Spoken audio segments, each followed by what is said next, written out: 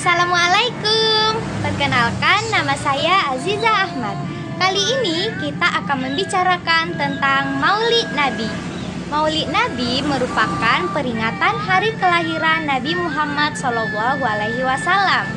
Nabi lahir pada hari Senin 12 Rabiul Awal pada tahun Fil atau tahun gajah. Setelah kekalahan pasukan Raja Abraham yang dibinasakan oleh Allah Subhanahu wa Ta'ala, Ka'bah sebagai pusat kota Mekah semakin ramai dikunjungi para peziarah dan juga para pedagang yang datang dari berbagai penjuru jazirah. Namun sayang, Ka'bah mulai diselewengkan fungsinya. Kejahiliahan pun merajalela. Hanya sedikit dari mereka yang masih beriman. Kekerasan terjadi di mana-mana.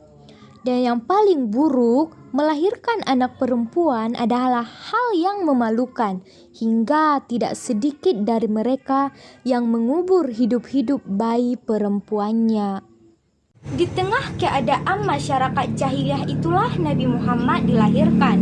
Pada 12 Rabiul Awal pada tahun Fil, Nabi Muhammad lahir dari rahim seorang wanita mulia yang bernama Aminah. Pada saat itu ditandai dengan peristiwa luar biasa, misalnya runtuhnya balkon istana Islam dan juga padamnya api-api yang biasa disembah. Pada saat itu lahirlah Nabi Muhammad dalam keadaan yatim karena ayahnya sudah meninggal saat ia masih dalam kandungan. Tapi ia masih mempunyai seorang kakek yang sangat menyayanginya yang bernama Abdul Muthalib.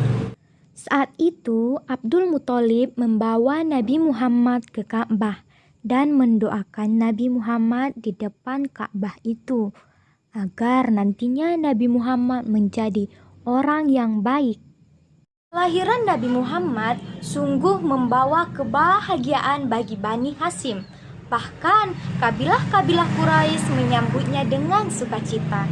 Halimatun Sa'diyah dari Bani Sa'ad adalah ibu susu Nabi Muhammad selama 2 tahun lamanya. Nabi Muhammad memberi banyak keberkahan bagi Halimatun Sa'diyah dan keluarganya. Sehingga Halimatun Sa'diyah meminta izin kepada ibu Nabi Muhammad yaitu Aminah untuk merawat Muhammad lebih lama lagi. Hingga pada suatu hari, pada saat Nabi berumur 4 tahun, terjadi sebuah kejadian yang sangat aneh. Ketika Nabi Muhammad bermain bersama temannya, ia dibawa oleh seseorang.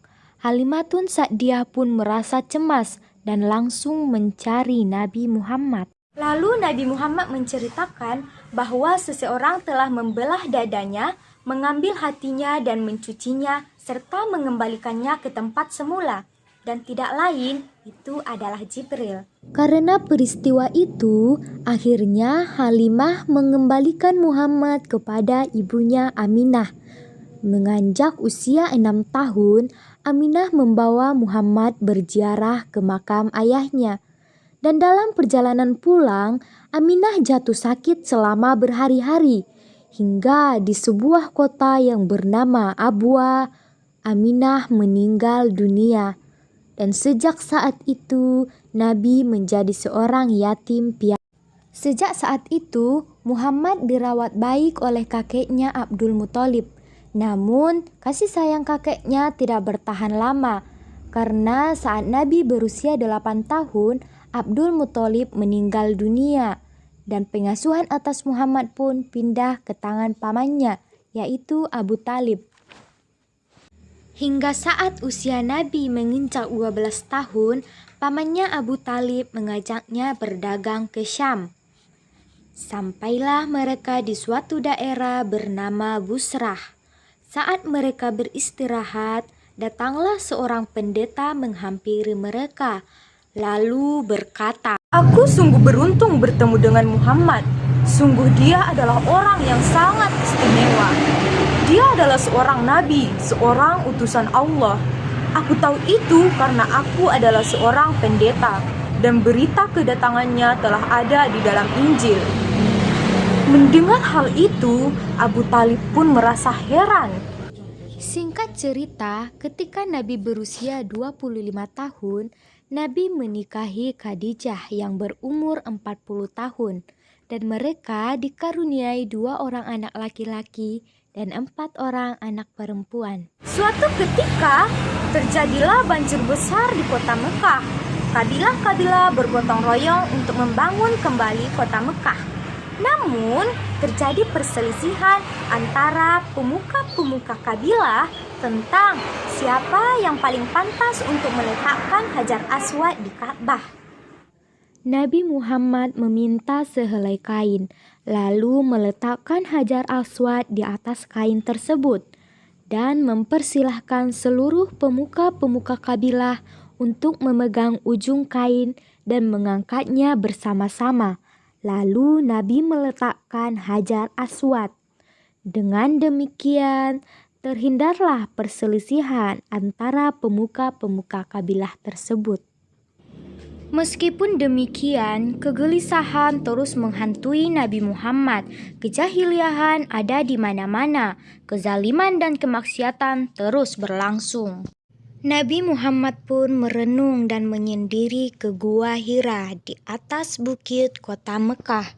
Dari atas sanalah Nabi Muhammad dapat memandangi kota Mekah lebih luas lagi. Hingga suatu ketika, sesuatu yang tidak pernah terbayangkan sebelumnya. Gua yang sebelumnya gelap menjadi terang benderang. Kemana arah mata memandang, kesitulah cahaya itu. Itulah malaikat Jibril. Jibril berkata, "Bacalah." Dengan gemetar Muhammad berkata, "Aku tidak bisa membaca." Malaikat Jibril lantas merangkul Nabi Muhammad dengan kuat hingga nafas Nabi Muhammad sesak. Seraya berkata lagi, "Bacalah." Kemudian malaikat Jibril membantu Nabi Muhammad. "Bacalah, bacalah dengan menyebut nama Tuhanmu yang menciptakan. Dia telah menciptakan manusia dari segumpal darah. Bacalah, dan Tuhanmulah yang Maha Pemurah, yang mengajarkan manusia dengan perantaraan kalam.